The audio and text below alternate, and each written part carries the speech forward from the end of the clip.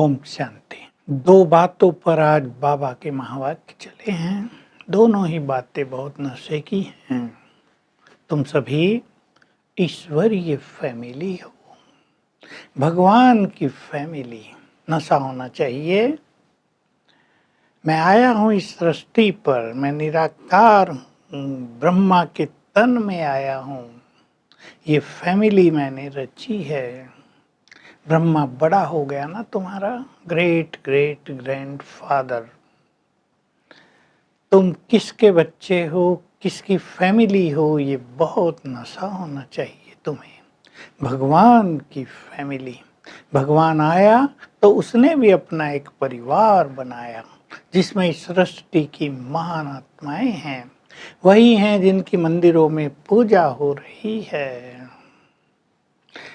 माँ जगदम्बा सरस्वती, देवियाँ, पिता स्वयं ब्रह्मा और शिव बाबा। ऐसी महान फैमिली के हम ब्राह्मण बच्चे हैं, ब्रह्मावत्स हैं। अपने कुल का भी बहुत नशा रहता है मनुष्यों को। हमारा सर्वश्रेष्ठ कुल, ये लौकिक कुल नहीं है। लौकिक ब्राह्मण तो आजकल ब्राह्मण रहे नहीं, भगवान ने कह दिया सभी शूद्र हो गए हैं। तुम सभी हो भगवान के बच्चे, ब्रह्मा के द्वारा एडॉप्टेड ब्राह्मण, जिनको स्वयं भगवान ने ब्रह्मा के मुख से संपूर्ण ज्ञान दिया है। इस ज्ञान की ही तो जरूरत थी। तो रोज सवेरे सवेरे उठकर तुम्हें बहुत अच्छा चिंतन करना चाहिए और इस नशे में रहना चाहिए, तो सारा दिन बहुत खुशी रहेगी।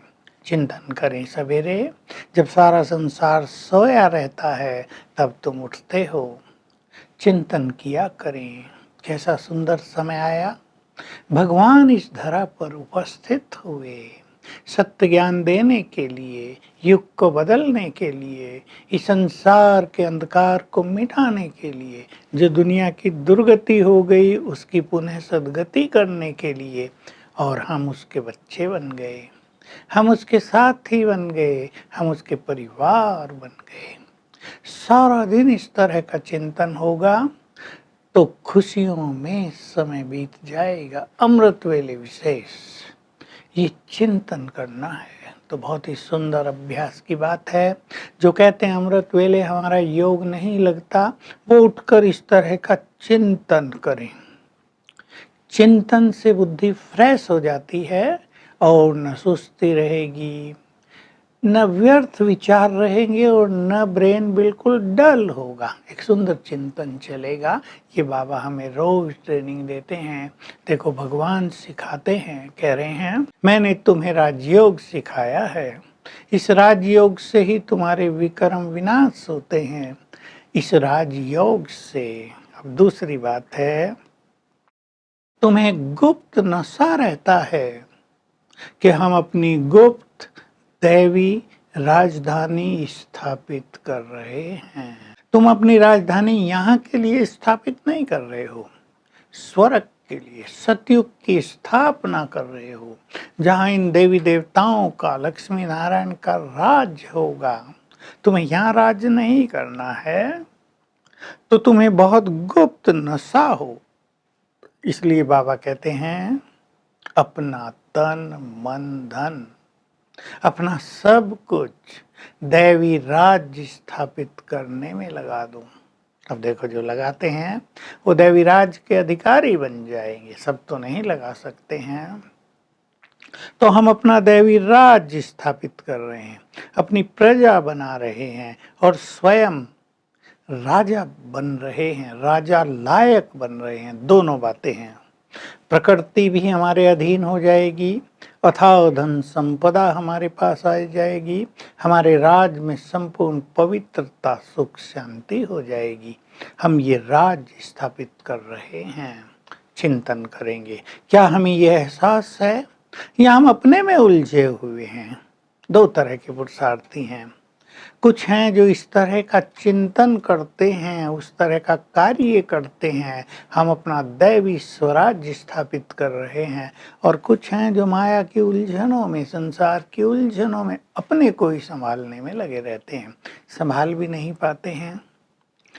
तो ये योग बल से जो भगवान हमें स्वयं सिखा रहे हैं राजयोग, उसके बल से हम गुप्त दैवी स्वराज्य स्थापित कर रहे हैं। दैवी, आसुरी राज तो कलयुग में होते हैं, हमारा है दैवी स्वराज।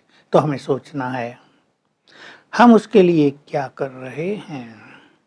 अगर किसी दूसरे के राज में कोई अपना राज्य स्थापित करे तो उसको पहले राज्य वाला कितना कष्ट देगा।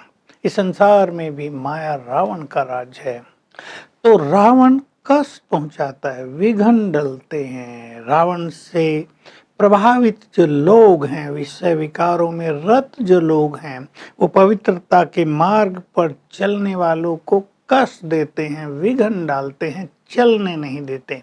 लेकिन हमें महावीर बनना है, हमें माया पर विजयी होना है, हमें स्वयं में दैवी गुण भी धारण करने हैं, इस संसार को भूल जाना है और अपने अंदर पवित्रता बहुत बढ़ानी है, क्योंकि पवित्रता के बल से ही पवित्र दुनिया की स्थापना होगी। और अपने को तैयार करना है कि स्थापना में देखो, धर्मों की भी स्थापना हुई तो धर्म पिताओं को कष्ट भी मिला। तो हम दैवी स्वराज की स्थापना, आदि सनातन देवी देवता धर्म की स्थापना कर रहे हैं। तो अगर थोड़ा बहुत कष्ट मिलता है तो उसको सहने की शक्ति भी हमारे अंदर होनी चाहिए, तब हम तीव्र पुरुषार्थ करके अपना स्वराज स्थापित कर पाएंगे। वरदान है कलयुग के बीच में रहते हुए बहुत पावरफुल स्थिति बनाने का। तो वरदान ये है कि अपने शक्ति स्वरूप की स्मृति द्वारा पतित संस्कारों का विनाश करने वाले काली स्वरूपा भव। हम कलयुग के संसार में रहते हैं जहाँ चारों ओर पतित वातावरण है, इम्प्योर आत्माएं हैं। न हमारा ध्यान किसी की इम्प्योरिटी में जाए, न किसी का ध्यान हमारी ओर जाए इम्प्योर दृष्टि से। किसी के भी व्यर्थ संकल्पों को भी नष्ट करने वाले हम हैं। यदि हमें देखकर किसी के व्यर्थ इम्प्योर संकल्प चलते हैं तो कहीं ना कहीं हमारे शक्ति स्वरूप की कमी है। तो मैं शिव शक्ति हूँ, शस्त्रधारी हूँ, विजयी हूँ, इन सभी पतित संस्कारों का नाश करने वाली हूँ। इस स्मृति में रहकर इन सभी को समाप्त करते चलें। स्लोगन भी श्रेष्ठ पुरुषार्थियों के लिए है। रॉयल रूप की इच्छा है, नाम मान श्यान की इच्छा रखना, इससे न्यारे बनो। तो आज हम इस नशे में रहेंगे, हम अपना दैवी स्वराज्य स्थापित कर रहे हैं और हम गॉडली फैमिली के बच्चे हैं, भाई बहने हैं। और मैं शिव शक्ति हूँ, अपना पूज्य स्वरूप याद रखेंगे। मैं महाकाली हूँ, दुर्गा देवी हूँ और शस्त्रधारी हूँ, और मेरे मस्तक से शक्तियों की किरणें निकलकर सभी पर पड़ती हैं। Om Shanti. To watch Peace of Mind channel videos on YouTube, subscribe us on youtube.com/tvpeaceofmind. Just a click for a peaceful life.